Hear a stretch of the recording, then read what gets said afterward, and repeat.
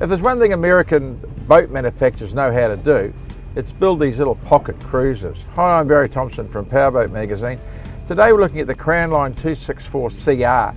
CR standing for cruiser. It's the smallest model in their cruiser range, but what always amazes me is how they manage to get so much into a confined space.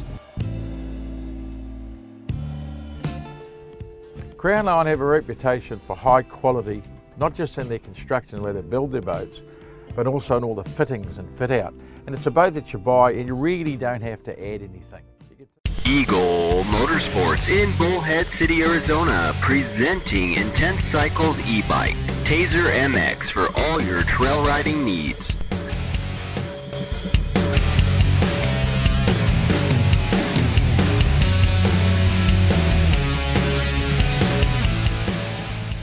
In the case of this boat, we've got a Volvo Penta 350 DP. You've got the option of 300 to 350 horsepower. You've got Volvo Penta or Mercruiser. Boat runs really clean. It's got a funny bow high attitude when you take off, but it soon settles and you don't get that feeling that you're sort of trying to climb over something.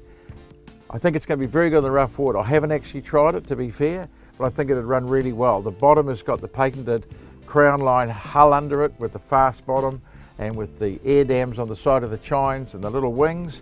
And I know when you whack it into a turn, either way, it sits very stable and very flat and very responsive to the helm.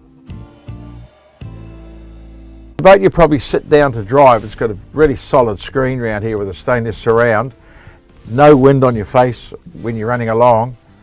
There's a bolster so you can just get up and just sort of look over the top.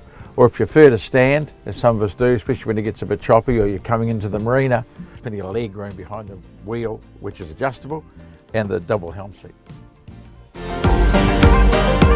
One of the unique features of the Crownline is the helm seat swivels 180 degrees.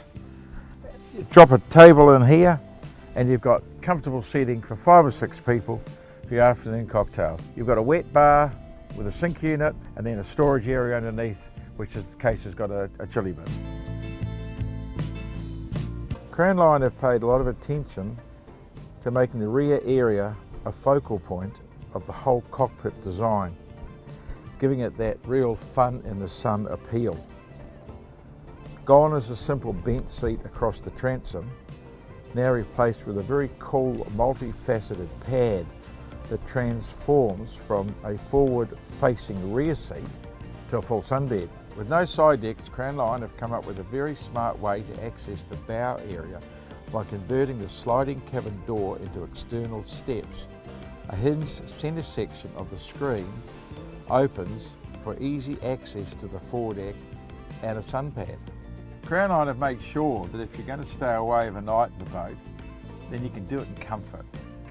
Soft furnishings are warm and inviting, matched with liberal use of cherry cabinetry, which adds a real quality touch to the boat. So forward is a multi-purpose lounger, dining area that converts to a generous sized berth. Essentially, the boat offers 2 berths, the forward lounger, which also acts as the dining space, and an amidships berth that has enough headroom to fend off that feeling of claustrophobia. A stand-up head compartment with a shower resides on the starboard side, and to port opposite is the galley with an electric stovetop, microwave and refrigerator. The Crownline 264 may be the smallest boat in the Crownline cruiser range, but in its own way it's a very big boat. I think if you're looking for a really good weekender, a big trailer boat, something you can put in the dry stack or on the hard stand, then the Crownline is going to be something you should be looking at.